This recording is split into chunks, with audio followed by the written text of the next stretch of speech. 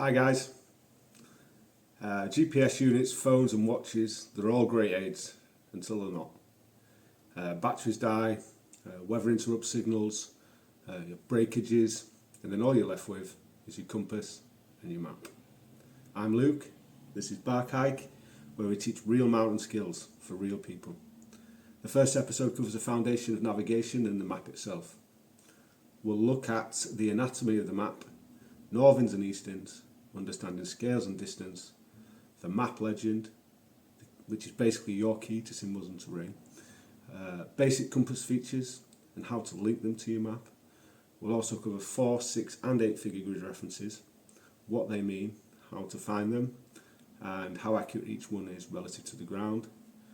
And by the end, you should have everything you need to start reading maps confidently.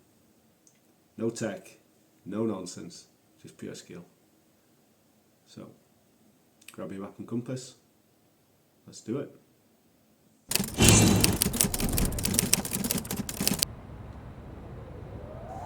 Hey guys, so on the wall behind me is a map. This is your navigational world in 2 dimensions. Every line, colour and number on this sheet represent real terrain. Hills, rivers, paths, cliffs, forests. Once you understand how to read it, the map becomes your most reliable companion on the trail. The first thing to be aware of is the scale of your map. Most maps are either 1 in 25,000 or 1 in 50,000. What this means is, on a 1 in 25,000 map, 1 centimetre on the map corresponds to 250 metres on the ground, and with a 1 in 50, 500 metres on the ground. Now, a 1 in 25,000 map like the one behind me gives you more detail, perfect for hiking and micro navigation. A 1 in 50,000 covers more ground, better for long distance planning or cross country travel. Always check the scale before estimating distance. It sounds simple, but I've seen it done, guys. People get kilometres off just by assuming wrong and using the wrong scale. The second thing to study is the map key, or the legend. It's your translation guide for everything you see. Every contour shows height and shape. Blue marks show rivers and lakes. Green marks forests, different kinds of forests. Black and red show roads, trails and buildings. Learn these symbols, don't just guess them. It's all on there, because one mistake between a footpath and a fence line could mean an hour's detour. Before we get into grids and bearings, take time to know your map. Look at it, understand its scale, understand its key, and you'll already be 2 steps ahead of most people who just unfold it and hope for the best. Okay, so now that we know where to find the scale of the map and how to read the key, let's move on to the backbone of navigation, which is the grid system. Every map has a series of vertical lines known as the Eastings and horizontal lines known as the Northings. The Eastings, the vertical lines, run from west to east. Every line has a corresponding number which is found at the top of the map and the bottom of the map. The further east you go, the number will increase. The Northings, the horizontal lines, same again, run from south to north. The numbers can be found on the left hand side of the map and the right hand side of the map. And again, the further north you go, the number will increase. Where these two intersect, they form a grid. If we were to take a 4-figure grid reference, 2 from the Eastings, 2 from the Northings. Always Eastings first, Northings second, when you're given a grid reference. An easy way to remember it is along the corridor and up the stairs. Now if we were to take the 4-figure grid reference, for example, we take 2-4 from the Eastings and 1-3 from the Northings. Where they intersect, it'll put you at the bottom left-hand corner of a square. That square is 1 kilometre by 1 kilometre. So it roughly gets you into the area where you want to be. Now we can be a little bit more precise than that. We can use a 6-figure grid reference. And what we're going to do is the same detail along the bottom, along the corridor, Eastings first. Take us 2-4 again, and then we're going to take 1/10 of that square, which gives us another number. So for example, 2-4-5. Then again, up the stairs, Northing's always second, to 1-3, and again 1/10 of that for our third digit from the Northings, 6. So 2-4-5, 1-3-6. That gives us an accuracy of around 100 metres. Basically the size of a football pitch, which is great.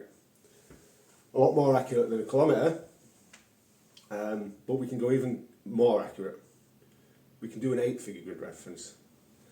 That is going to be the same detail along the corridor first, and then up the stairs. But we're going to add an extra digit on the end. So we'll have 4 from Eastings and 4 from Northings. That'll give us a range of 10 metres. So if a 6-figure grid reference is getting us to the football pitch, an 8-figure reference is getting us to the goalpost, which is really accurate and mainly used by the military, mountain rescue and other professional bodies. We'll go more into depth for these in later videos. So basically that's the grid system on a map. It is part of a larger grid system. Maps do correspond with other maps, usually found serial numbers in the corners of the map or in the legend, so that you can line up with the corresponding map that goes above, to the left, to the right, diagonally. That's an important thing to note if you are planning on crossing from one map to another. You need to know that you have the correct map for when you leave this map. I hope that's been of use. Next we're going to talk through what comes hand in hand with the map. They work together in harmony, basically. That's our best friend, the compass. Okay guys, let's talk about the compass. An extremely useful bit of kit, goes hand in hand with the map. This particular compass that I have is a silver compass, type 454. I've had this a very long time. I had this in the military as well. It's a bit battle damaged, but still works perfectly. As we can see, it's got a clear base plate. So when we put it on the map, we can see contour lines, relief features, points of interest below. It has a straight edge for drawing lines, simple but essential. If we look closely, we can see up the centre is an arrow. That is your direction of travel. So when we're walking off a bearing, we're following this arrow. If you're walking off anything else, you're going in the wrong direction. Has a luminous point at the front for night nav, or when fog comes in and it's dark, you can still see your direction of travel. Have a mirror for looking at small features on a map, magnifying small features. This particular one has 3 roamers.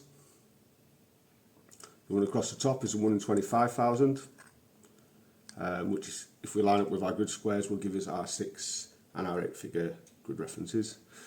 We have a 1 in 50,000 and a 1 in 63,000. Here we have the compass housing with a rotating bezel.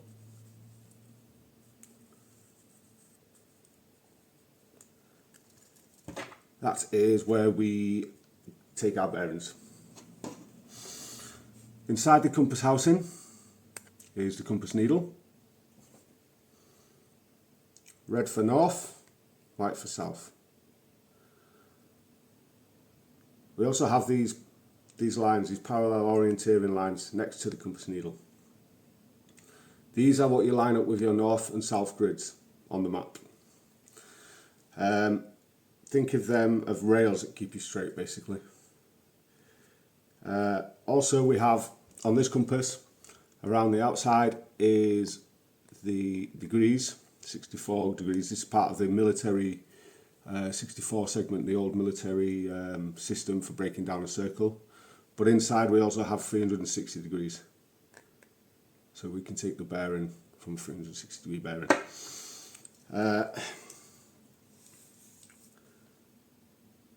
What we like to do is when we're taking a bearing, for example, we will cover bearings later on and we'll put them into practice and we'll go through it.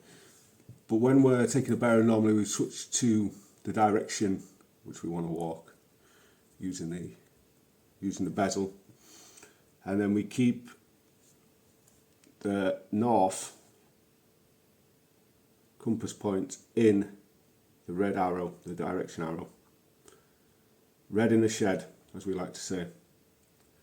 And then we'll walk off in the direction following our directional arrow on our bearing.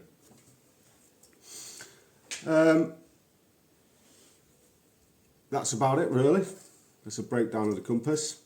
Later videos will cover how to use it properly, using grid bearings and magnetic bearings and converting, and go a lot more into detail.